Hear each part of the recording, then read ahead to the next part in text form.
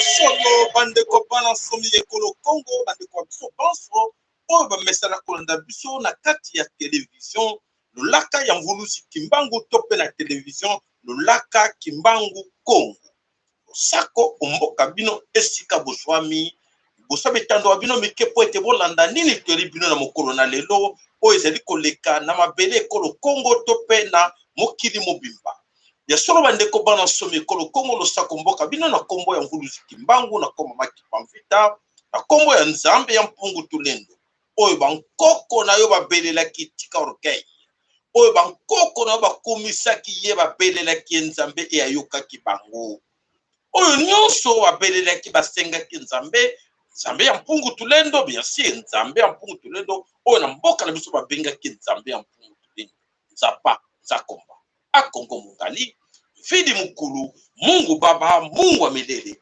nzambi kao kalunga ya solo ete ezali kombo babele nzambe moko me babengaki na bakombo wana nyonso na kati ya mokili oyo ya ekolo Congo bandeko bana somi ekolo Congo ya solo ete oyo lelo toye komona ezali ya kokamwa mokili ezali koningana po ete tolobaki yango toannonsaki yango mikolo mileki ebele bambula eleki ebele tobandi koloba yango ke bandeko nakorapele bino eloko moko tolobaki eloko moko ya 2022 bobosana bamama bobosana batata bobosana tobandi kolaka bino 2022 ke mambo mingi ekoya na 2022 eya solo ntango efwe ntango ekoki oyo bilaka nyonso oyo nzambe ya mpungu tulendo alakaki na mokili ebandi komona oyo bankoko na biso longtemps humilié na ba Illuminati ba franc-maçon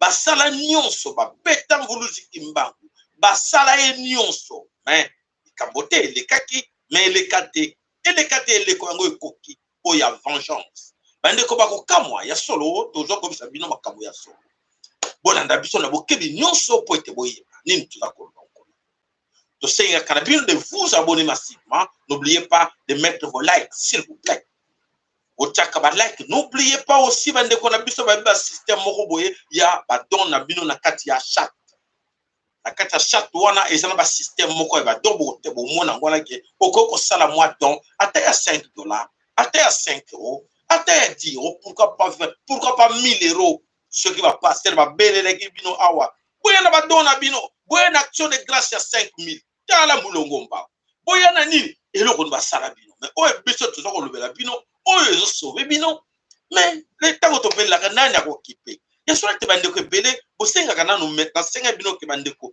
oyo nyonso ayokaki na mongongo na ebimela ki ayokaki ke ya solo mangwele wana bozwa yango te ebele basala sauver mais to sera ba merci nous fikira ba papa sayala matondo papa sayala soki yote nde na swaki kaka moto moko na yoka apesanga matondo mama na biso mama ya armée nationale du peuple Congo mama tete aloba na yena mobali na papa sayala soki to bana ko landa yote ngai na musala nga na salaka na ngai na kati ya musala munganga nde na swaki ya mojana zalaki prena zwango mena tango na bana ko yoka yo na biso mobali na nga na lobi te papa sala kebisa biso makambo ya bamangwele kuya tokeba na asenganga matondo matondo wana ngombongo tizaka matondo senga muninga matondo loba papa ya solo ke onoko mapona biso to senga ka tuzana bino besoin ka reconnaissance wana ke tala bakanga ba chaîne babo bakanga biso chaîne plusieurs fois likoloka ke loko wana oyo to bongista to bikisa bino mingi na kati na bino boyeba ke bokoko so mangwele wana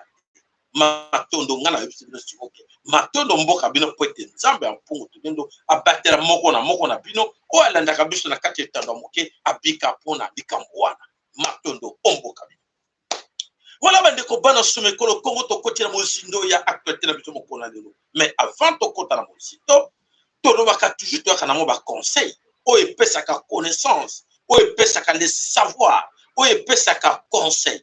Ya solete ba Illuminati, ba franc-maçon, o ba betaki tolo. Na Nzambe, ils ont joué. Vous avez joué avec le nom de l'Éternel. L'Éternel Nzambe Yampungu Tuleng. Vous avez joué avec le nom de Mvuluji Kimba, de Maman Kipavita, de Maman Nzinga, de Maman Mafuta, de Mbutampadi, de plusieurs de nos ancêtres. Ils vous observent. Beaucoup parmi vous pensez qu'ils avaient réussi leur plan, leur coup satanique diabolique occulte d'arracher le Congo et d'avoir tout du Congo. N'oubliez pas, on vous disait tout le temps que les sols du Congo, là, les minéraux que vous jouez avec ça, il y a des propriétaires. Il y a des propriétaires de nos ancêtres à nous que Nzambi Ampungu Tulendo a mis sur le sol du Congo. Sur le sol du Congo, Nzambi Ampungu Tulendo a mis ces gens-là comme des gardiens, nos ancêtres à nous. Ils sont très jaloux. Et aujourd'hui, pas seulement la jalousie, mais ils sont en colère. En colère, ils vont venger. Ils vont venger tout ce qui se passe au monde. Vous allez voir des démonstrations. Vous allez voir des démonstrations oyo et que les Kanamabele Koloko que nos ancêtres ne se laisseront plus faire. Et ils vont réagir. Mes chers amis, non, ce qui se passe au Congo, on n'a jamais vu. Et effectivement, vous allez les vivre. Alors, ben de Kobana Somekolo Congo, Tongo Tubeta Kambela na biso, et Sengake Moko na Bino, Atelema, Ayeba O Nyon Sotolobaka.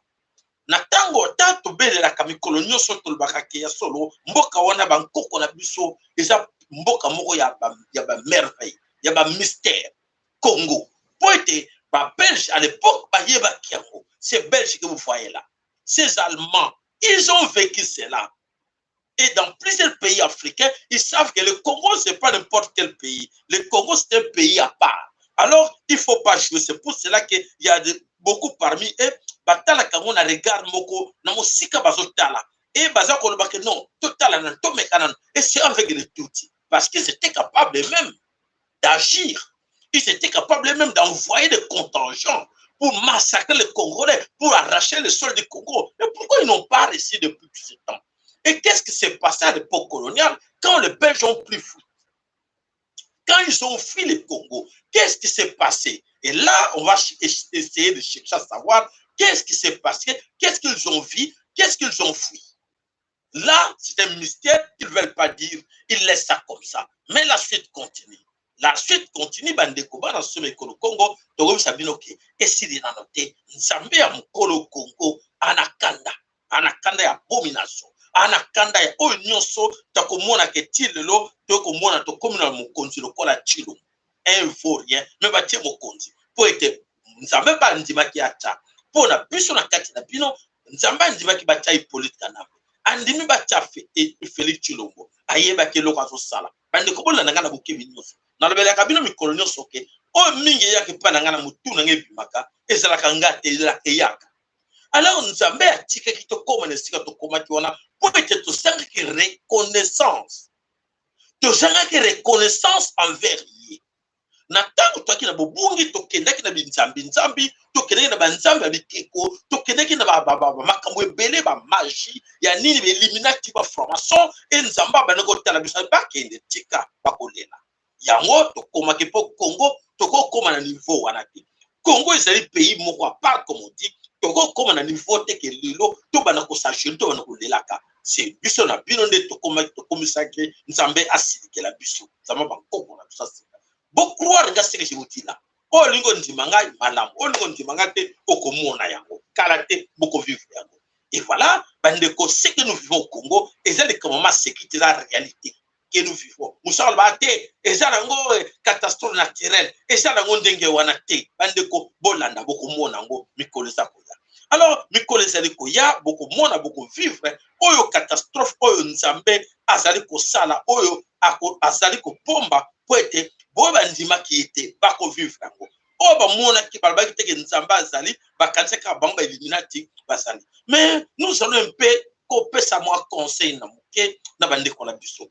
Quand les animaux Quand les animaux comprennent qu'il y a solo, il y a un moment, il faut pas s'angana pour pas bunda. Il faut pas s'angana pour pas construire. Il faut pas s'angana pour pas faire quelque chose. Mais biso tu sais mi tema mi tout bas cerveau, on s'en va ça comme on a nini to quoi arrive à ko s'angana ti. Pour to yo raté. Effectivement, il y a tous ces éliminatifs par formation, on va dire na quatre l'église na religion, tiens to attaque ka bango ba faiblissement biso moralement, to ba ko ça biso ba comme ça biso ba aliéné mental pour le top penser que bango bato bazana solution ya nyonso.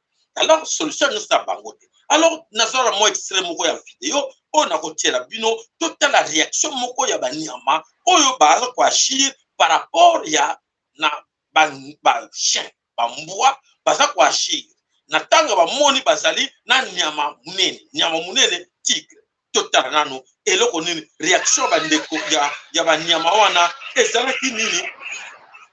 Voilà tout ce la vie dans mon boy botal.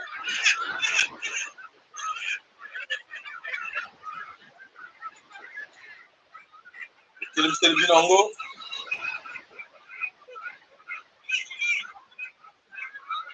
Donc moi basanganeli tigre basisi tigre mayele ti ba comme na niveau que ba bomi tigre bambwa. OK tigre ako kanga mbwa moko aleye me tigre akomaki impuissant devant le multiple chien o basangane la ki ba sinisi tigre mayele. Alors ce qui s'est passé là na kanisi et passa awa bozotala ngona na munene.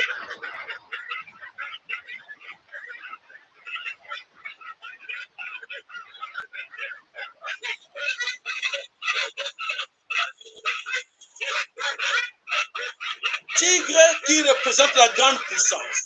Tigre a une puissance à ma casse par rapport à Bachien, mais à Bachien va arriver comme Bomati. Bachien, Bomoni, va arriver comme Bomati. Alors, c'est la grande puissance sur le long. Ok, Bomoni Tigre représente Kao. Tigre Kao, bah moi, bah sangane les tigres va boumir. Mais comment Bissot, tu dois arriver à détruire? Oh, non, ça va salir la Bissot, là, tu vas comme ça, à l'Amérique, la grande puissance. Amérique, la grande puissance. Et tu dis que l'Amérique, on doit faire partir, il y a un État, oh, il va détruire le Congo. Et Bissot, moi, bah, Boniamana, Bissot, excusez-moi de vous le dire, c'est vrai que Bissot, moi, Boniamana, Bissot, au moins, parce que Bissot et Banda, n'importe quoi, ils ont léopard, merci. Ils ont tigre et léopard, merci.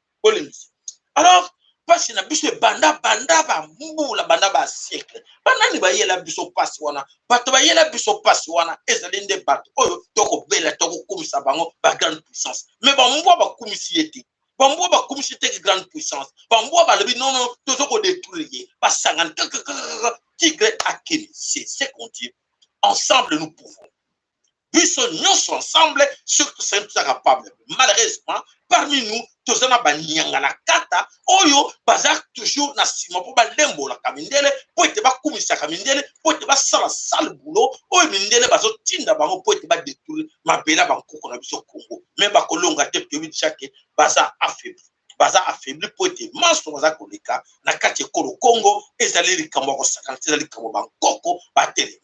Alors hier bandeko bana somme ekolo Congo na kanti bo balandaki ngai bamonaki na lakisaki bino eloko moko oyo nasalaki lokola maseke lakisaki bino pano oyo nalobi voilà Félix a mesana compromettre Félix a promettre encore alobi ke ako déplacer a promettre bandeko ako longola volcan na kati ya Goma ngai na bakisaki eloko moko nalobi ke Félix alobi ako longola volcan na kati ya Goma ako mebango na Kasai epai et bato bakasayen bayibi na bango ko se prendre en charge te bango bakondima na bango me bato ya Goma baboy bakonboy kondima et Félix a promettre bango et ezalaki lokola ba blague yango ntango mosusu lobaka ke maloba na ngai nganga et voilà ce qui s'est passé na kati ya Kananga lere naza kopesa émission na biso hier na kati ya Kananga befe eza kosala makuna oyo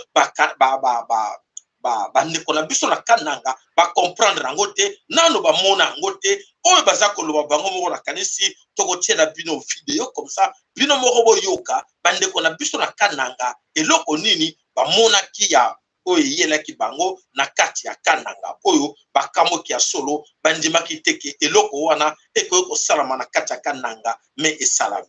Voilà bandeko na biso tolandana.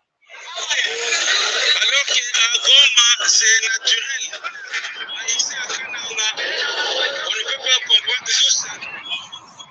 C'est terrible. À Goma, c'est naturel. On appelle ça catastrophe naturelle. Ici, nous sommes à Kananga dans un grand marché. Marché stade de Kachama. Marché stade de Kachama. Où toutes les pharmacies ont pu faire.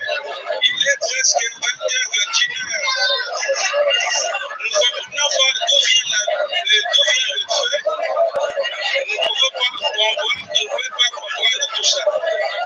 Imaginez-vous à Goma, c'est naturel, mais ici, on parle des esprits, on parle des mystiques.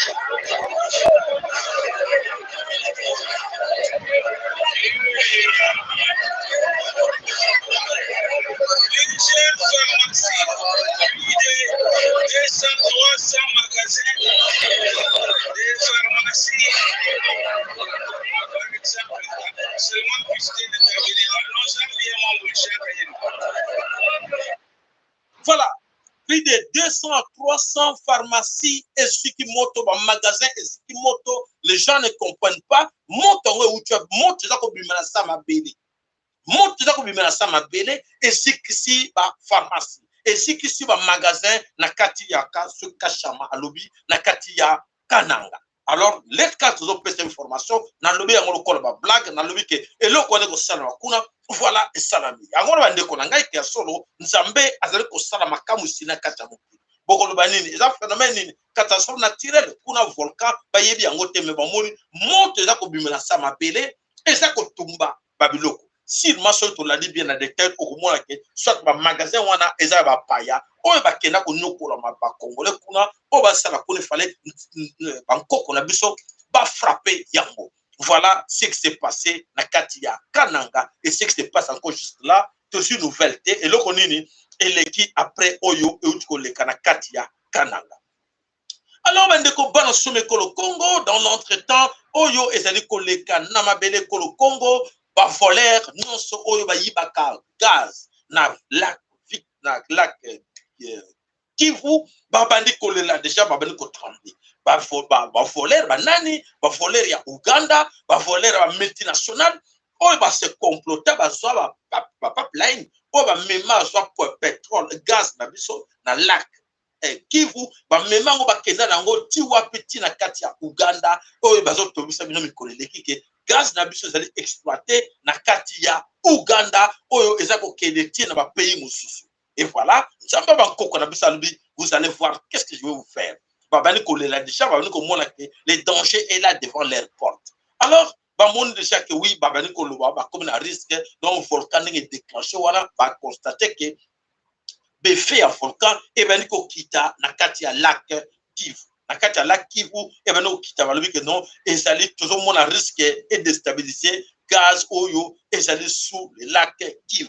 Et alors, vraiment babani ko banga bango moke makambo o tremblement de terre oyo ezali ko trembler mabele babani ko lobake non ya solo ezako ya mabe poete babani ko exploiter Congo illégalement babani ko exploiter Congo parce que bango na bamboka na bango non se le kana bamboko partout na ba ancêtre na bango partout na ba ancêtre ba des sociétés secrètes bande ko bolanda des sociétés secrètes ya mindele ba travaille toujours en connivence avec le gouvernement en connivence avec les investisseurs. Mais il y a biso ba négligent ba ancêtre na biso ba négligent société secrète na biso comme nango ba bi kwanganzala. Donc on n'a pas besoin de on va corrompre Chilombo, on va corrompre Kabila, nous aurons ça. Mais et pas le bango et ben nous commence sérieux. Et ben nous commence sérieux parce que bango va nous sentir que vraiment il y a un ça ne va pas babani ko le déjà que bazo risquer ba perdre gaz wana oya bango. Alors, dans l'entretien, na Katia Goma, mon boulot est allé ma casse na Katia Goma en ce moment,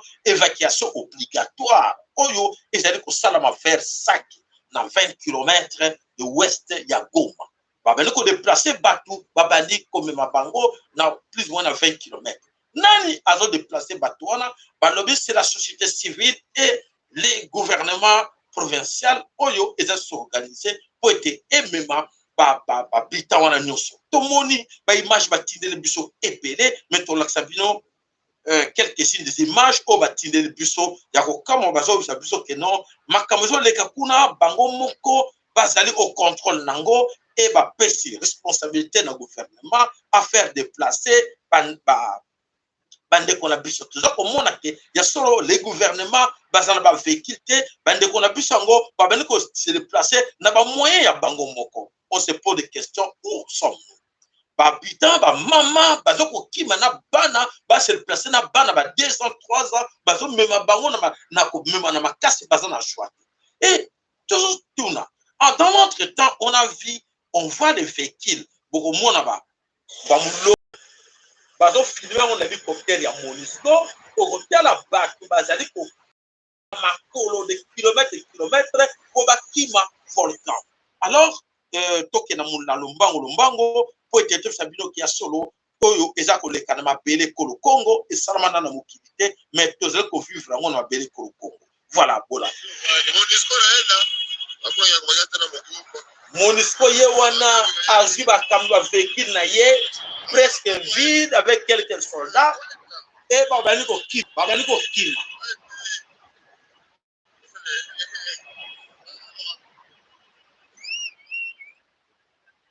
la Monisco asto on se pose des questions tokotala nanu est-ce que bankoko tokoko senga bankoko na biso ba taba ba biloko ba Charles ko ba catastrophe naturelle oyo pote to bengana bango bakenda te mais voilà wana babaniko kima babaniko banga. Est-ce qu'avec des catastrophes naturelles comme ça, ezali façon moko pe to bengana bango po ete ba yalite alors ego sengana biso moko banga sumekolo Congo to belela bankoko na biso to belela nzambe ampungu to lendo ke abengana la biso ba Monisco na ba moyen nyonso oyo bakoko bengana bango. Et dans l'entretemps bandeko ba image mususu yango wa oyo ezali na frontière ya Rwanda. Les gens frontière Rwanda, bato baza ko kima ba mamba baza ko kima na bana ba komi na frontière eka ezate ba kona frontière baza bloqué.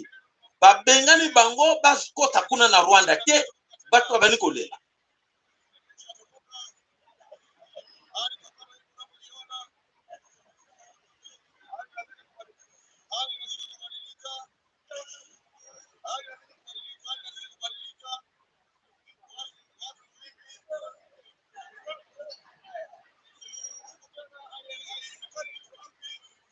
Bakei bazo ba terengani ne bosa frontière ba bloqué bango baza ko terengana ba bisu te ba kende wa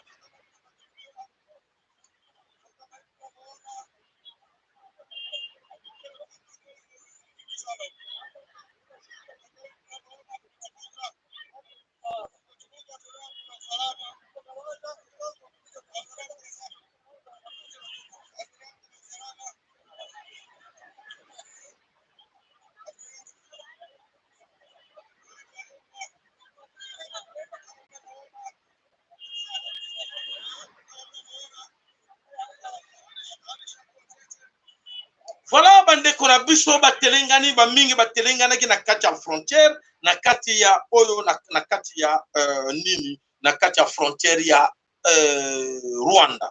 Alors maman moko alobi prophétie na ye bolanda.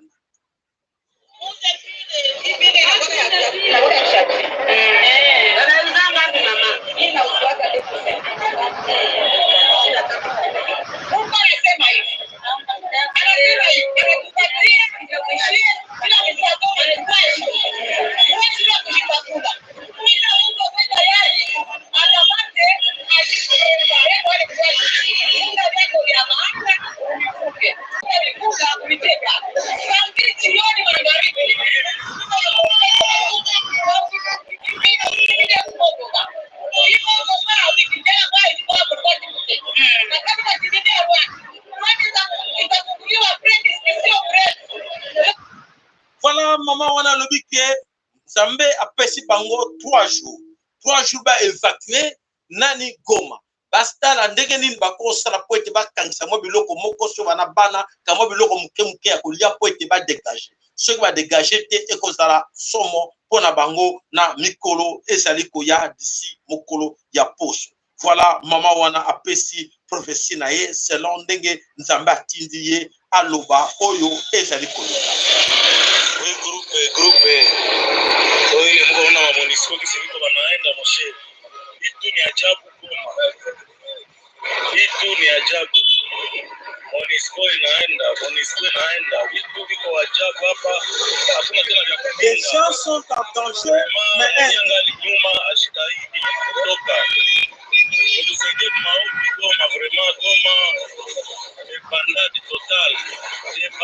totale Goma. MONUSCO nayo inatoka inaevakili vraiment. Oro MONUSCO kisha evakili vile vile kiasi ni papa. Vraiment nipeke mwangalie magari kisi zinapita. MONUSCO hii tunaenda mshe. Vitu ni ajabu, hakuna shwa. Donc voilà, mes chers amis, quand la MONUSCO fuit comme ça, quand les voleurs quittent comme ça veut dire que non, vraiment, ils ont senti qu'il y a quelque chose qui ne va pas, qui leur arrive. Donc, il y a une vérité que oyo nzambe azali kosala na mabele kolo Congo, batebele bakokamo yango mikolo ezali koyake, ya solo bandimaki teke, nzambe ya bankoko na biso akoagir po ete a frappé ba oyo nyonso bazali kocha tembe na ye. Voilà, lelo toza koluka ke toyeba parce que tomoni ke ba veki la MONUSCO ezali kokende vide, ezana batute, muse memika 2-3 cartons ezali kokende, mais toza komona bandeko na biso ezali kokima na makolo, bazali kokende na makolo. On se pose des questions. Si c'était le cas avec les Banyarwanda, toza komona ke souvent c'est la MONUSCO qui s'en occupe. Bandeko bon néglige kama belete pour le sabina solo ke tout ce qu'on vous dit là, ce sont des choses que tout le monde est pour les rembellir au Congo. Na tango to mona ki ke bana Rwanda bazalaki en danger au kima. MONUSCO s'en charge ki na bango et kepe ko tika bango et kepe ko so bango pour song sa bango sur mabele ko Congo. Mais awa bande ko na biso za ko lela bakima MONUSCO équipe bango te doit vous débrouiller-vous. MONUSCO ye wana ba feki la bani ko kima. Est-ce que demain bino ba be na Congo, biso ba Congolais, est-ce que nous allons encore accepter que la MONUSCO revient encore sur Goma? Ceux qui calment Koti. Alors, il est temps pour vous, les Bénin Congo, il est temps pour vous de dire non. Véhicule Moko MONUSCO et son ma belle à Gomate. Il est temps, Nzambe na Bangkok, on a télémi, ba Bengani Bango. Ba Bengani Bango est une opportunité au business tout oui, merci, Matondo, Nzambe a salé makamu Israël, a Bengani Bango, Babimi, na ma belle Kolo Congo, et voilà, Bakei, Bakeni Libera. Et c'est vrai, s'il rentre au Congo, comme la catastrophe, il y a la bango encore, il y a plus que ça, parce que tu as dit que quand on a dit MONUSCO, on a dit et Kei, et Koti Wapi, et Kei na Rwanda. Et Kei ne peut pas avoir les clandestins, ni n'avait bako risque de bambiscade nanzela, pour être traumatisé, ko katapenzela na puto yo una à tout moment, et que bango pe balela pote bakosuka pona oyo basali mabe mabele kolo Congo oyo banyokoli ba be na Congo. Voilà, MONUSCO akei akimi mais esili na note ota koloba toza komona ngoke mikolo za koya toza komona ke makambo ebele ekoya na mabele kolo Congo oyo moto andimaki teke ekosalama ndenge esalami na mabele kolo Congo. Voilà bandeko na ngai bana somi kolo Congo tola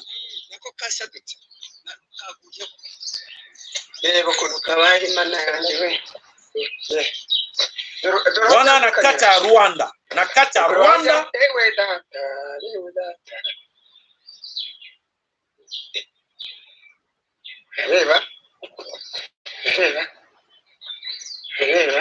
baba kina Rwanda eza na kati ya Rwanda na kati ya Kigali jemwe mituti biri uyu nguyu n'uyu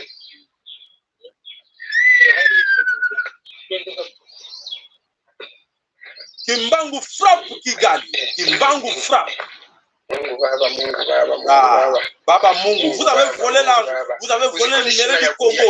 Vous avez tué les Congolais. Baba Mungu, quel Baba Mungu qui va vous écouter?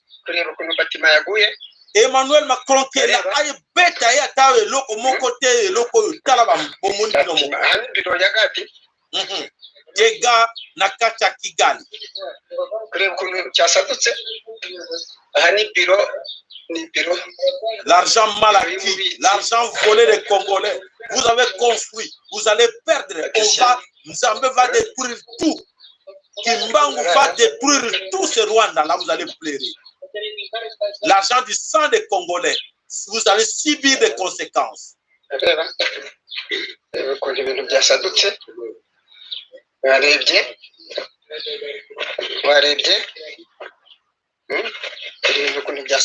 Ba like na bino to alongo posa ba like na bino bande ko bobo sana te ko taba like po isale sengo bo taba like na bino reba ukuntu byasadutse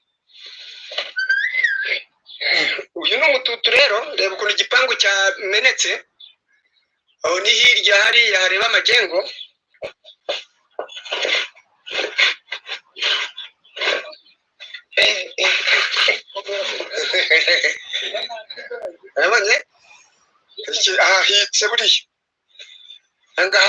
wana leki wana Kagame Kabila te wana tomone mutu molo kora Kabila leki wana hano urusengero ruri hirya rwa Sarefati kuzamuka icyo cyasadutse kuzamuka amazuruguru amazaruguru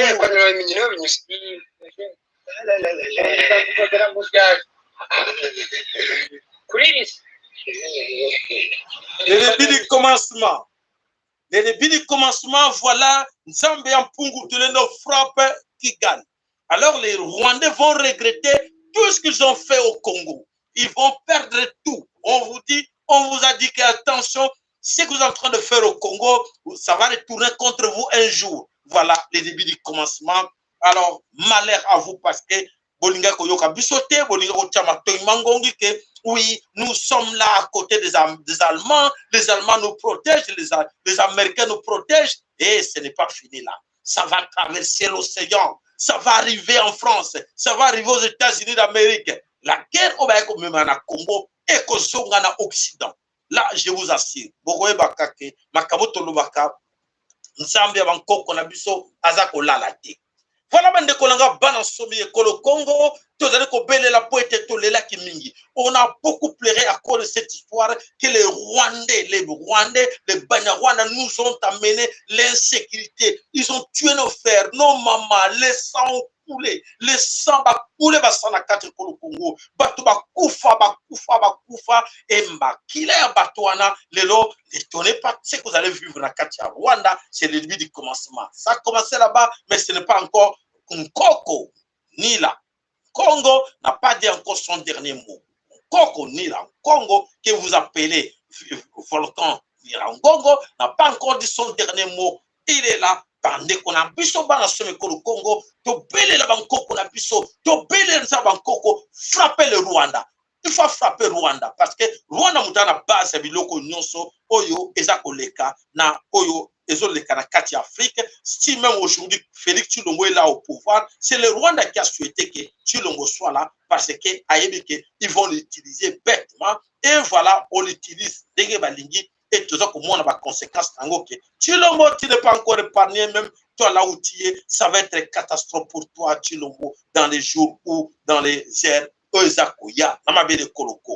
Alors, Bandeko, tout ce qui est dans le Sibotoyo Kananu, gouverneur, honorable, Moudiba, Moutebaka Kongolu, Junior Moutebaka Kongolu, Abasumuji, Bamu,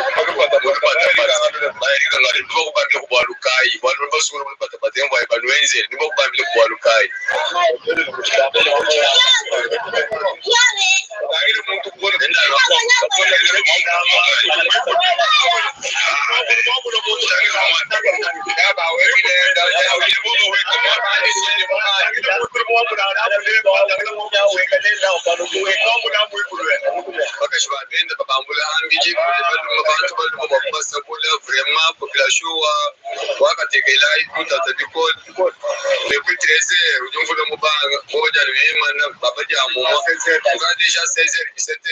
Autant que lui, il est bon, la population. On ce pauvre, moi, soit il n'a pas de pauvre, pas moins d'entendre.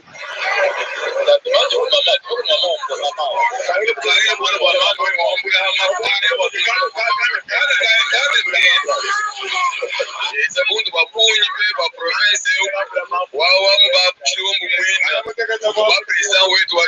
Félix Antoine Tshisekedi yeza bondu wa bondu bikoli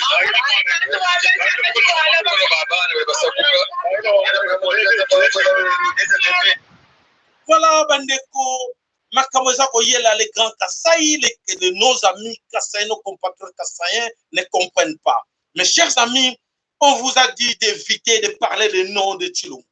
Évitez à tout prix de parler que notre président Tshilombo. Évitez. Bandeko Baolanda Biso na kati ya Lolaka Kimbangu, Lolaka Kimbangu, Congo, et tout le monde que kuna y a un petit souci. Ceux qui beaucoup Lolanda Biso na kati ya Baolanda Biso na kati ya Lolaka Yamvuluzi Kimbangu. Tout le monde kuna et kati to éviter pourquoi caméra on est kati. Voilà. Bandeko bana somme ko le Congo to ko continuer sur le nsambo banko na biso azali ko sala. Azali ko sala, azali ko répondre biso ko le la biso papa va follow le benaki biso lobby. Ba mama bo le laté, ba mama nde to sambela mingi. Ba mama to le laté to sambela mingi. To bela nzamba bankoko ke ya solo comme tango na biso victoire et songi na makati na boko na biso. To soit déjà victoire spirituelle et quand on va dire c'est la victoire physique. Victoire physique, yango ntangu infoueni, tango ekoki. Ne pleurez plus. Il faut plus se victimiser. Travaillons main dans la main. Alors, nos chers amis dans les Kassaï, arrêtez, Bobenga Tshilombo. Bon, Bozako Yokate, Sabino, que Bobenga présidente, malheur Hollande la bino parce que c'est encore la malédiction. Vous soutenez quelqu'un que vous ne pouvez pas soutenir. Et voilà, malheur la bino, Nambalakata, Poua Mboula, inondation. Makamutu, sécheresse, Makamutu, famine, malnutrition, Makamutu, exode, exode Rolanda Bino. Bon, belle la Tshilombo te, azali mo konza malédiction, azoko mondir Bino. Alors, comment ça ko mondir Bino? Bino bozana ye longo, alors ezali malheur na Bino po ete, bozako comprendre te que Tshilombo azali malheur pona Bino na katia Kassaï. Kassaï mo bimba Tshilombo azali malheur na Bino. Alors, arrêtez de parler de lui comme président. Il est là pour vous sacrifier. Alors, si vous continuez à parler de Tshilombo comme votre président, malheur à vous, vous allez subir Makamoro Burundi Matepo, Eko Yawana, Kananga qui ne pensait pas que, par cause de la lelo, na mote bimel bango, quand on m'appelait dans le néant comme ça, mote bango tumba bandaku, bazo comprendre la mote, ezako salema, pour être bolinko yokate. Bo yeb sa bandeko, bo benga bandeko tuke non, to bundana bino sa bo ya. To bunda to benga na Tshilombo. Ceux to benga Tshilombo te malheur na bino ko silaka jamais. Et ça le kola malédiction moi na moko o eza maudit aye na kata famille aye ko tia malheur na kata famille et famille ezali kolela. To je vais bino quelques images oyo eleka ki na kati ya po. C'est très grave. Là depuis 3 heures pour l'Afrique, on a fait des changements avec une voiture. Très grave. C'est très grave. Combien de populations sont en live? Tu me l'as fait, c'est très grave. Voilà, c'est très grave. Na kata goma bato en débandade. Montenegro sozo luka matana bateau pour être akasa l'autre rive na obayebi la Kivu et Kaboli deux rives l'autre côté la Goma na côté monsieur zali Bukavu. Alors bateau sozo ko kima na kati côté Bukavu. Les autres bazo souhaiter ba ndeng bazo ngezawana bazo kitana Sud Kivu pour être ba kende ko bomba na kuna. Et alors bamususu oyo batuti rwandais bakomi kobanga bakenda nord Kivu na Sud Kivu pardon basouhaite bakende bazonga na Kigali bakenda mboka na bango. Alors bandeko baza kokende botika bango bazonga te mais consigne moko na ye par rapport à cette histoire ya consigne. Écoutez-moi s'il vous plaît. Image écoutez s'il vous plaît nos frères. Aujourd'hui la MONUSCO va vers Kigali. Et quelques centaines de Banyarwanda que vraiment allez s'ils ne revenaient plus sont partis dans Rwanda. Attention, attention. Après le calme, ce calme koti beaucoup mona ke MONUSCO ko sala nyoso azongisa ba tout Rwandais wana. Mais il sera malheur pour la bango. Mais ce qui va se passer c'est quoi?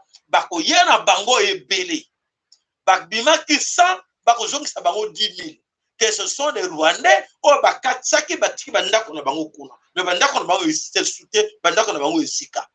Alors c'est à nous Bénin Congo d'être vigilants pour dire que non, vous êtes partis chez vous, vous êtes pris en guerre, bye bye, au revoir, allez-y, ne revenez plus. Et nous attirons aussi l'attention de l'ONU. L'ONU, les Rwandais n'ont plus la guerre chez eux. Ils n'ont plus la guerre. Alors, je vois quelle raison que nous allons, nous, Bénin Congo, nous, Congolais, accepter encore la présence des Banyarwanda, des Rwandais chez nous, parce qu'ils n'ont plus la guerre. On les avait acceptés parce qu'ils avaient la guerre, ils étaient dans l'insécurité, ils étaient comme des réfugiés. Quelle est la raison qu'ils vont encore revenir chez nous? Les Rwandais qui nous suivent là, c'est à vous aussi de dire à vos amis que non, ne rentrez plus là-bas. Laissez ces gens-là libres. Laissez-les dans leur pays. Comme nous, on a tout volé au Congo, on a tout exploité, on a les or, tout. Et chez nous, alors restons là chez nous, laissez-les tranquilles. Alors profitons avec ce que à l'époque Paul Kagame a volé au roi au Congo. Voilà, bande koto zala vraiment na bokebi nyonso parce que na yebike catastrophe oyo eye pambate. Ce n'est pas ça. Catastrophe yawa et ça makambu et belé za na katiwana. Et c'est à vous aussi de changer notre façon de se comporter, notre mentalité, notre comportement, tout changer par rapport à l'événement oyo et koi. Wana za maluba o nzamba lubi na ngale. Ceux qui vont yoki ango malamu, ceux qui vont changer mentalité te, o bozo koneka bo nyama bungulu et que ça va malheur pour na bino, bateau bo ondima encore lobby, accepter encore la présence de Banyarwanda sur notre sol ou des occupants ou ya MONUSCO. Il est temps de dire non, surtout vous au gouvernement congolais. Vous,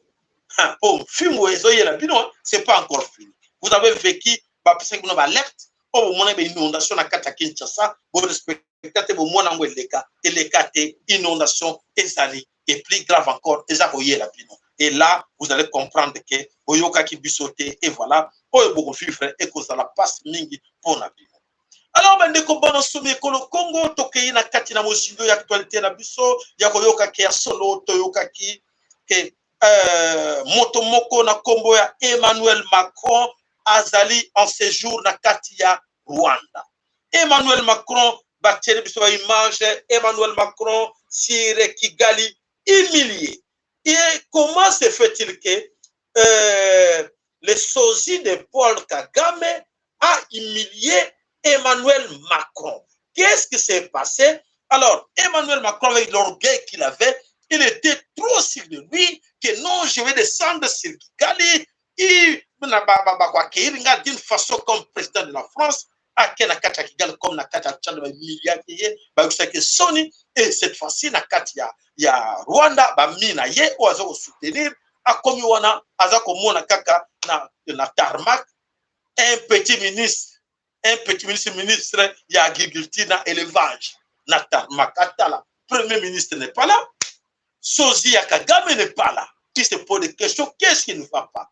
Vraiment, Emmanuel Macron a télé miso na tarmac, il y a na tarmac à Kigali. Voilà ce qui s'est passé avec Emmanuel Macron.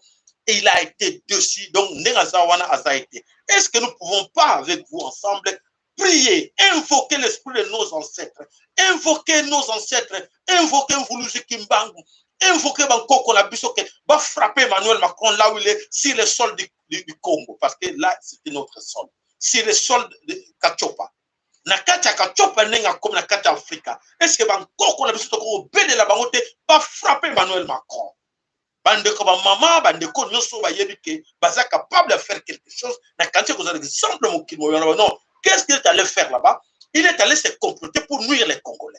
Emmanuel Macron n'est pas allé là-bas pour le bien des Africains. Il est allé là-bas pour s'installer, pour nuire les Africains. Et alors, si nos ancêtres s'élevaient dit, Emmanuel Macron, qu'est-ce que tu veux faire là, en tant qu'éliminateur, en tant que mouton, ma bena mokil mobimba, et que ça là, et c'est mon mingi pour la biso. Zambé, abete la, moko na bino, apé sa biso, qui est au bel laye, na boutou na lelo, que vraiment, et ça là, Emmanuel Macron, quelque chose comme ça, Allah parle que non, andima te ba africain ba koko, comme ça y est, na niveau wana. Donc, Emmanuel Macron, azalaki, humilié pour votre information, na Katakikali, avec Sony, mais, comme Sony pas bango sarté ba Illuminati, mais vraiment Emmanuel Macron a eu la honte le lot à mon casa humilié dans pays africain comme Kigali et qu'il pensait que ça allait être facile. Voilà bande konanga bana somme kolo Congo tokei wapi tokei na mboka to bengi na Congo ya Angola. Na kati Angola, qu'est-ce qui s'est passé? Autre belagabino que la chasse aux sorciers. La chasse aux sorciers voleurs au ancien régime, ça continue. Voilà le vrai état des droits. Na kati ya Angola. Qu'est-ce qui s'est passé? Les services d'investigation financière et criminelle va mettre la main sur un grand voleur, un général du régime de José Eduardo Santos, Oyo Bakangi avec des millions. Bakangi cet homme avec des millions chez lui à la maison. L'argent des contribuables angolais, Oyo Lelo Motowana Azwa. Alors, Bandeko Totia la Binango, voilà. Com valores impensáveis de se guardar em casa. Vamos aos valores. São em malas, Pedro Lussado escondia mais de 10 milhões de dólares norte-americanos, acima de 700 mil euros e mais de 800 milhões de kwanzas. E não é tudo. Tinha também 2 dezenas de relógios de luxo revestidos de diamantes e de ouro rosa. Mais de 15 viaturas top de gama, 45 imóveis registrados em seu nome, dentre os quais casas e apartamentos nos melhores condomínios em Luanda, destaque para uma penthouse. O império de Pedro Lussado vai mais longe. É também proprietário de 5 apartamentos em Lisboa, Portugal, e um na Namíbia. A Operação Caranguejo, envolvendo os Serviços de Informação e Segurança do Estado e o SIC, deteve Pedro Lussado no dia 12 de maio, quando tentava escapar da investida dos agentes do SIC. Foram também apreendidos comprovativos de transferências feitas para o exterior, acima de 1 bilhão de dólares. Donc, ce général vient d'être arrêté avec 10 millions de dollars. 10 millions de dollars chez lui à la maison, 700 millions d'euros. 700 millions d'euros, 800 millions de kwanza. Plusieurs voitures de luxe que vous voyez là, des appartements, des immeubles, des maisons. Passageiro especial, Pedro Lussado, o guardião de caixas com selos do BNA e notas novas de milhões de kwanzas. A TPA segue ao pormenor a Operação Caranguejo que deteve. Voilà l'état de droit. L'état de droit, l'impunité. Basta pas mbongo wana ezongi na makesi ya l'État. Mbongo wana ezongi na trésor public. Ce n'est pas chez nous. Vital Kamere et tous les autres, ils ont volé l'argent de l'État et Bassel Bagien a baron de les laisser en prison. L'argent impouvable dans le lot. Voilà, bande qu'on a vu sur Oyo, il y a solo Togo Sabango qui a solo bravo dans le service, il y a Bangolais, Bassel un bon boulot. Et pourquoi chez nous? Pourquoi chez nous ça ne se fait pas comme ça? Bah là, c'est que oui, bon, bah, boto la pas Kamere et ils ont un trésor public. Parce qu'à la tête de ces pays, il y a un grand voleur, un chekouliste. Celui quelqu'un qui a volé la banque ya poto sekuliste wana o ba benga na kombo ya Félix Lombo yende azali ko sala ayiba mingi na ba banque de sa poto et comprenez aza na tête ya mboka, donc ça veut dire que il faut s'attendre moyibi na moyibi et ça ko continuer, il faut même pas espérer qu'un jour que état de droit nini et kokota na mabele koloko, parce que ce que état de droit sur le côté il faut na ba bana ko kanga yemo ko moyibi numéro 1. Bakanga entourage na ye ba miyibi numéro 1 bakanga do bakanga na police kabila o za mobali na ye. Donc alors état de droit sur les côtés bango se bakanga. Alors ne perdez pas votre temps pour dire que non, nous sommes là en train de travailler pour mentir les gens. Bandeko bokwa bango te baza bescro. No soke pa na yonde kona biso Marc Kabitatu, no soke pa na mama Christine Siama, Derek Gabriel, no soke pa na yo bandeko na moni bozali ebele wana. Le sac pas na bino no like na bino straka biso vraiment plaisir pour te 4 pour na topi sa bino information topi sa bino pour na bo sel langoni pour te bo agir bo réagir par rapport à ce qui se passe chez nous Donc, nous sommes des propriétaires de ces pays-là. Et Zali, il y a bâti une souté. Ceux qui le battent sur le monde, parce que c'est la religion de Tranda Bisso, pauvre en esprit, aliéné. Alors, faiblesse collective, Oyo, et Salama, c'est la religion. Et aujourd'hui, vous avez de la chance parce que, t'expliquez bien, vous savez maintenant que non, Torolanda Soussou, Oba Kosaki Bissoté, Oba Sango, Banan, Kosaki Bisso, et Zalaki Batona Mouyib. Alors, vous avez de la chance aujourd'hui, il y a information de Bissau Koyeba, Nini Ezali Koleka. Nakanisi et pas papa ma follow Azali, Nakanisi avant tout le pas ma follow Tikananto Kenelano, Nabandekoyo, Bazar. Stratégique qu'a le Rwanda dans cette sous-région. Mais je dis, en tant que panafricaniste, on ne peut pas prôner le développement en assassinant, en violant, en détruisant ses semblables africains. Ce que Kagame représente à l'échelle africaine, quand j'entends des prétendus penseurs africains, des prétendus responsables politiques africains chanter les louanges de Kagame en disant que Kagame est un grand, Kagame est un géant, alors que c'est un des plus grands oppresseurs vis-à-vis de son peuple. Il faut voir comment le prolétariat rwandais est traité d'un côté. Et il faut voir ce qu'il fait en RDC. Kagame est un cauchemar pour les Africains lucides. Un criminel politique, je le dis et je l'assume. Et j'espère qu'un jour, il sera traîné devant les tribunaux pour le chaos qu'il fait opérer actuellement et depuis un certain nombre d'années en RDC. Tant qu'on ne dit pas les choses avec vérité, je sais que je vais risquer des choses en disant ça, mais il faut qu'on ait le courage de le dire. Vous parlez de développement matériel, vous tuez les gens. Qu'est-ce que vous voulez créer? Une société civilisée ou un cimetière? À un moment donné, il faut s'interroger sur la situation que connaît cette région, sans quoi on ne pourra jamais avancer. Un pays qui ne produit pas le coltan, mais qui est le premier exportateur de coltan. De l'autre côté, le pays voisin qui est complètement détruit à l'est, détruit par la malgouvernance aussi congolaise, entretenue par l'oligarchie rwandaise, disons-le, et par la corruption congolaise. Ces choses-là doivent changer. Le docteur Denis Mukwege, mettons les histoires de prix Nobel à part, doit être soutenu. Et aucun panafricaniste digne de ce nom ne devra avoir le toupet de citer Kagame en exemple, parce que le développement du Rwanda n'est pas le développement génial, matériel de quelqu'un qui pose pour poser, c'est quelqu'un qui a été soutenu par toute l'oligarchie occidentale pour que ce pays soit le laboratoire de la déstabilisation de la sous-région, de la destruction de l'Est du Congo. Donc on ne dit pas ces choses, tout le reste c'est de la périphérie argumentative. Je suis désolé de parler avec le cœur, mais il était important de rappeler ces éléments fondamentaux. Monsieur Péné Seba. Voilà mes chers amis, Bande Kobana Someko le Congo, pourquoi des réflexions comme ça? Pourquoi pourquoi les Congolais n'osent pas dire la vérité? Et aujourd'hui, Dialelo devant Félix Tshilombo, Dialelo devant Sosia Paul Kagame, Dialelo devant les multinationales, Dialelo devant les Français. Voilà notre malheur parce que nous avons des collabos. Nous avons que des collabos chez nous. Ces gens qu'on croyait être nos compatriotes, nos frères, mais tant ce sont des traîtres. Alors, si vous le faites toujours confiance en croyant que oui, il faut aller aux élections. Quelle élection que vous allez aller? Quelle élection tant que l'élection est contrôlée en France ou en Allemagne ou en Belgique? Est-ce que quoi enseigner bien notre maman?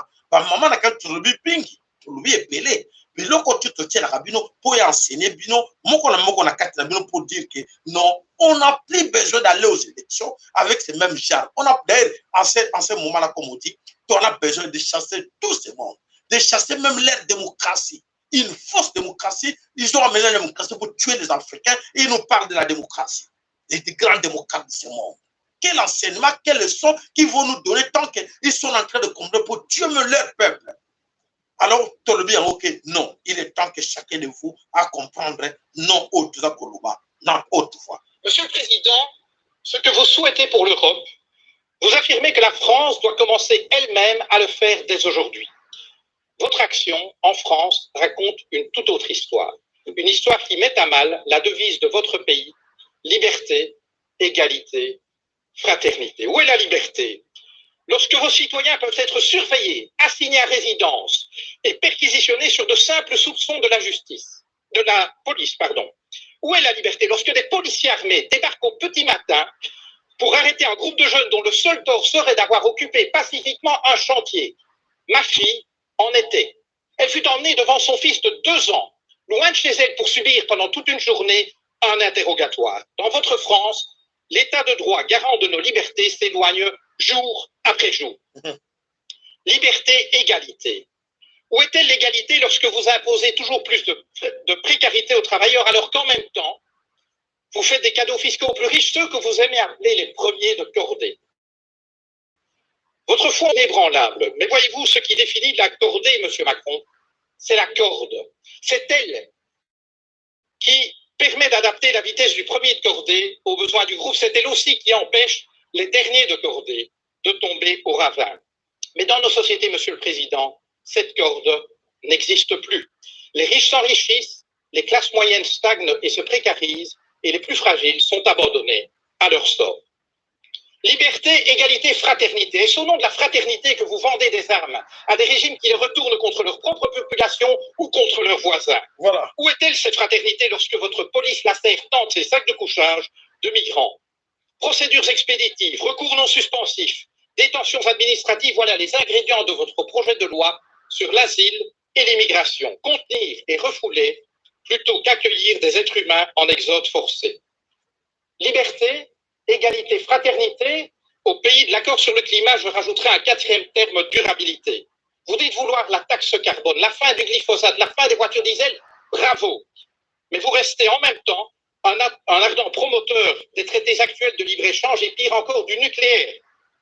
Alors, vous avez permis, contrairement à votre prédécesseur, l'adoption par l'Union européenne d'une définition totalement laxiste des perturbateurs endocriniens. Alors, vous avez eu le courage de mettre un terme à ce projet insensé d'aéroport à Notre-Dame-des-Landes, mais c'est pour dans la foulée. Voilà, mes chers amis, aujourd'hui, c'est même Emmanuel Macron qui est le professeur de Félix Tshilombo. Qu'est-ce qu'il va enseigner à Tshilombo? Aujourd'hui, même au niveau de l'Europe, aujourd'hui, les gens ne veulent même plus entendre parler d'Emmanuel Macron. Et voilà, il est le pire. Qu'est-ce qu'il a dit? Oh, c'est un partenaire stratégique. Partenaire stratégique, parce que c'est un vaurien. Alors, il faut le choisir, il faut l'encourager comme allié et alors détruire l'Afrique. Et aujourd'hui, les autres Africains plairent. Ne pleurez pas, on vous a dit dès le départ. Refusez que cet homme-là, ce bourreau-là, cet idiot-là, soit à la tête de l'Union africaine. Voilà, aujourd'hui, les Africains commencent à pleurer. Amen. Ah, vous commencez maintenant. Ne pleurez pas encore parce que le pire arrive. Et c'est pire qui arrive. Beaucoup regrettant, vous allez tous regretter que les Congolais vous disaient que non, celui nous a mis dans la merde chez nous. C'est Tshilombo, nous a mis dans la merde, ce soi-disant président. Et aujourd'hui, vous le souhaitez à l'Union africaine. Ah, ça va être catastrophe pour tous les Africains. Alors, quand on dit des choses comme ça, les autres amis ne comprennent pas. Malheur à vous parce que vous allez comprendre en retard, ça sera aussi trop tard. Voilà, mes chers amis, Banso Mikolo Congo, n'attends que tu vas couper ta mbela nango, tokanen papa mafolo, lo sako e paina yo, na kanisi oza ko na biso bo kebinyoso, maloba omboka yo. Losako papa sayala nzambe mpongo amona musala losako bamama pongo bandeko bela pongo na pesi losako nazala esengo ponzela ezali penza ezokomona na ndenge bakoko balobaka bana bolela te ingeta bitumba oyo eza ya biso bino kaka botya biso boyeba biso bomona biso bolela biso tokomimonisa yango oyo ezokosala balelo. Alors, dans le minute, alors pour les bornés, il faut avoir un professeur borne. Donc là, Emmanuel Macron a borne et il faut Tshilombo va borné. Alors c'est ça, peut-être, bakoki ko sepla na biloko wana. Mais nyonso papa salo nyonso lobi, ande ko na biso ya ba malamu. Mabele oyo ya Congo eza ya biso bobanga eloko moko te. Joe Biden avota ye na Amerike azali mpona biso te. Oye MONUSCO soki onu ayebaka malamu te suka na ye ntango tozosilana onu mpe ekufi. Parce que nzela oyo nyonso basala baya kosala bademokrasi ya lokuta baya kotikela biso bango batiaka bato na bango mpo biso tomonaka pasi. Loko nde akata bapapa na biso maboko abanda pendant 80 ans. Néocolonialiste oyo baye kovandela biso siko ça fait 60 ans. Au total ça fait 140 années. Bandeko foto telama c'est un omoni déjà sikoyo bakoko batelemi tozela lisusu te c'est le moment lokola papa saya na lobi bakoko batie biso poids tobengana bango libela monisco lokola kei soki nde wana bajonga lisusu te alors tosila na bango nyonso babandi tozo koreconnaître même représentation moko internationale te ezala ambassade ezala nini bango nyonso baza milipi donc il faut tobengana na bango nyonso voilà makambo ezali awa mingi papa saya uti kolobela bino biso tozobakisaka tozotala liboso tozokende tokobanga eloko moko te me boyeba bien ke biso awa Amérique lokola abilakisaka keye nde elombe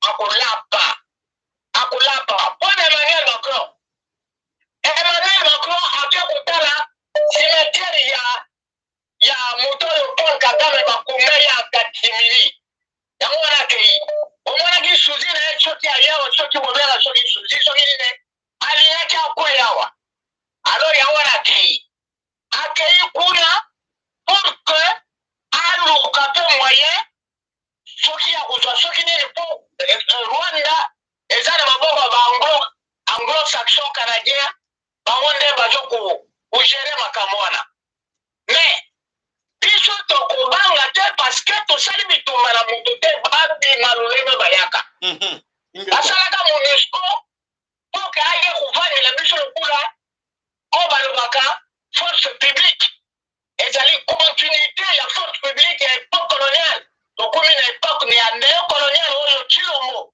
tolingi tosilana na ye alors bandeko bobanga eloko moko te mabele eza ya biso nous n'avons rien à négocier na basasin nous n'avons rien à attendre quelque chose outa libanda moto moko bakosa biso te ke tokende baélection nyonso bazonga bakende batika biso tosukola na elongi biso na biso nde totala mboka ndenge nini tozokamba bolongola makambo nyonso koyamba mosusu base repositionner comme parti politique et tout ça bamama botika makambo na sikoyo bapoliticien na bino bakoyewa toyebisaka bino ke bapoliticien totikaka bango na rond-point Ngaba bazalaka lisusu te alors sikoyo tozozila watolendaya makambo esila po sikoyo nde il faut mopaya nyonso ayaka koboma biso oyo biso tosali eloko te aya na manduki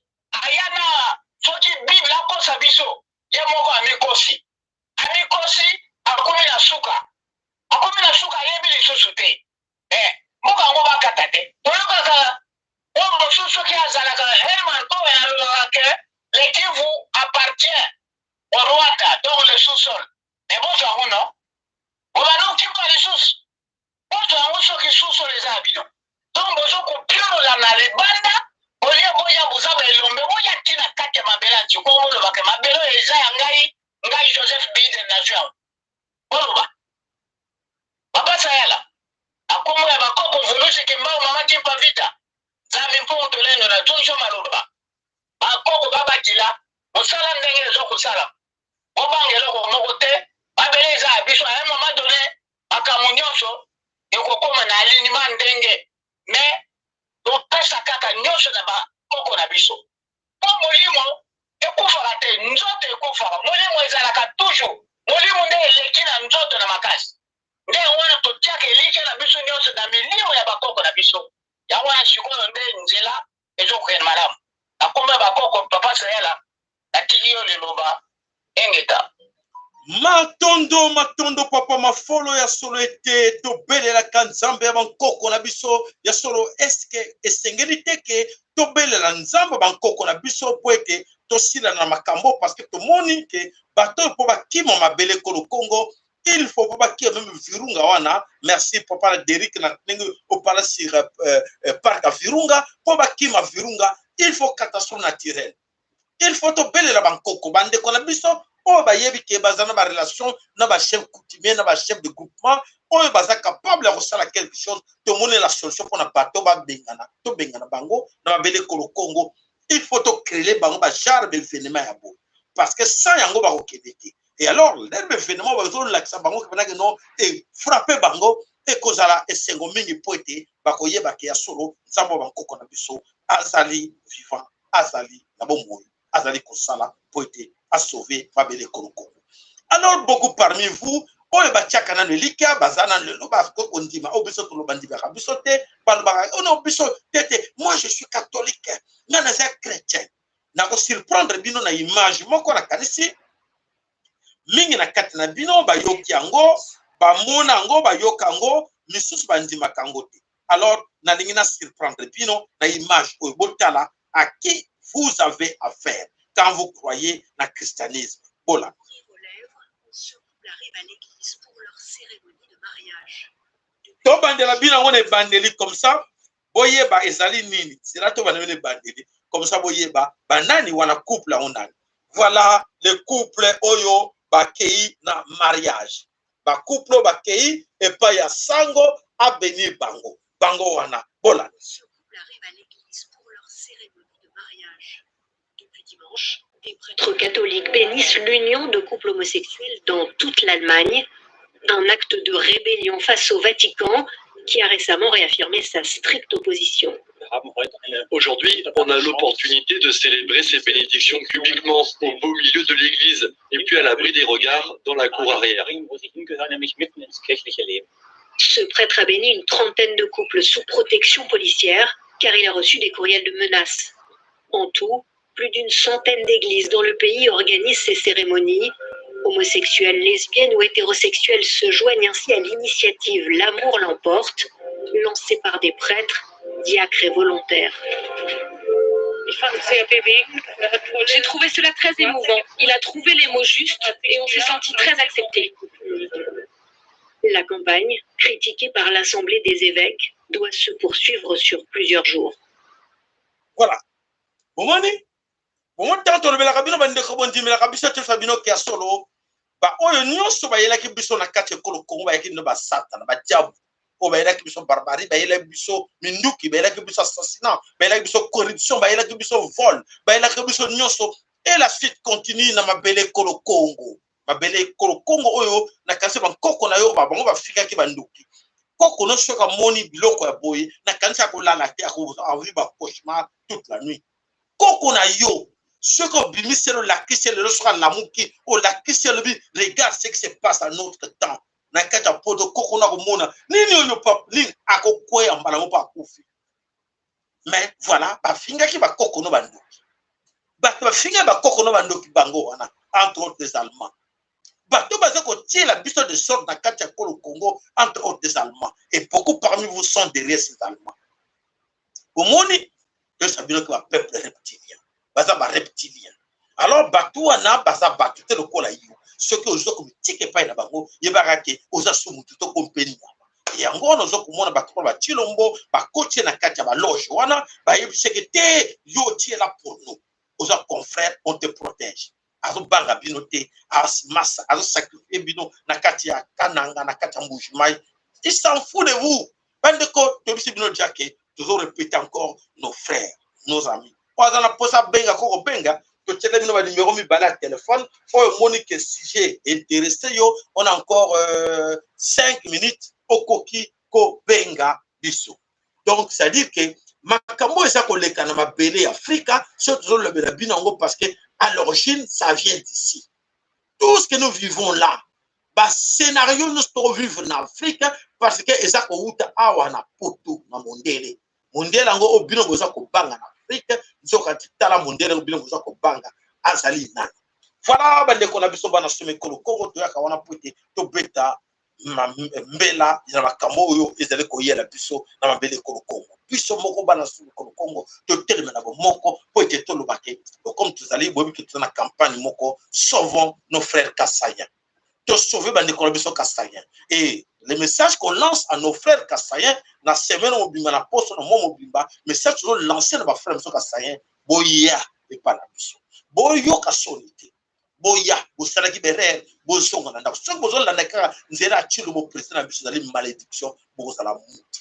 Alors, malheureusement, to benga ki ndeko moko azaki na kati ya Kinshasa na pembeni ya proche ya Chine to tunye mendeko ce qui se passe là na kati ya Kasai boza komona ngoto boza komona te ndeko akufi na koseka oh papa oza koseka oh ndeko kuna koseka ah mais oyo za koleka est-ce que tu lomba za komona to aza komona te ndeko akufi na koseka apesi biso réponse te atiki biso na qu'est-ce que c'est akufika na koseka le bia azo seka kaka oh donc ba yebi oyo loko baza kosala to kuta lisusu na moko lisusu to tune me ndeko yo makambo za koleka na mabele kolo Congo na bandeko na yo na tango yo za na majabu yo zo tala kaka majabu ba créer ba bino botala bino ba luba botala majabu eza ya biso mais kuna bazo bomba bandeko na bino malnutrition exode massive makambo to mabe popoke la Kasai et kuna basali télévision majabu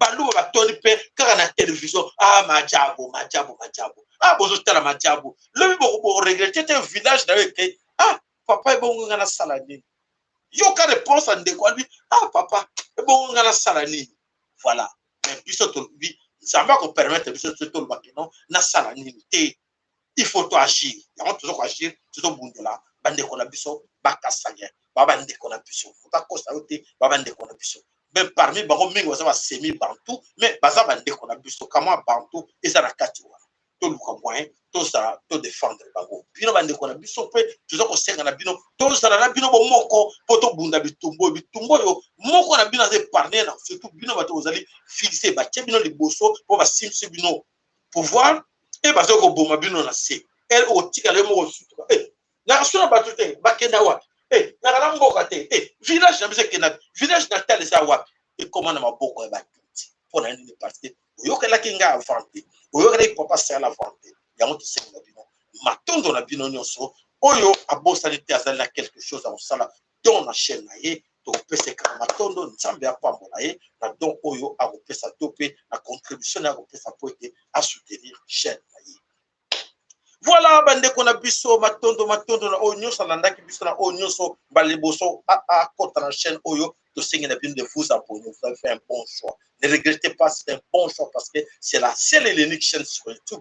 Oye la kabino vraie information, oye c'est la banalise kundo la ka, oye boye babu solo, c'est la connaissance. Vous cherchez la connaissance, c'est ici. Il y a pas, ce n'est pas hier. Ailleurs c'est ok ma comédie, oye ça motuna makolo. Ici c'est la connaissance, on a intérêt, il y a pas na yo na intérêt à yo moko à venir. Donc voilà, on est là à votre service. Parce que vous nous kimbango chaîne nae a sengi ke ba pena Congo nyonso to la moka tango fweni dans le vrai tango ekoki dans le vrai bo on a ba blague te nzamba za ko frapper nzambe ba nkoko la biso aza ko frapper na lobby aza ko frapper ako frapper te mais aza ko frapper. Vous avez compris na lingala na lobby ako frapper te mais azo frapper oyoki ngai matondo. Voilà maman Dinkela ndeko na biso Berniron maman ndeko na biso Daniel Nguma maman na biso ndeko na biso to pesa komo ndeko na biso Kennedy to pesa Kennedy Mukena to pesa losa to pesi Madonna Bukaka Losako Makaveli Losako pe pa na maman Chantal to bosani yote to moni ke bozali ebele wana to pesi bino matondo na onyo so alanda ki biso na onyo so check like na ye na onyo so s'abonner matondo na on peut penser que ça a quelques gestes pour être à soutenir chaîne na ye et la chaîne na biso nyonso matondo omboka bino. Allez to kutani mukolo ya samedi lobi émission exactement soki ya kafu epoi pona bolingo na bino to ko ya po ete to pesa bino na lombango matondo ingeta ibobo nzambe apambo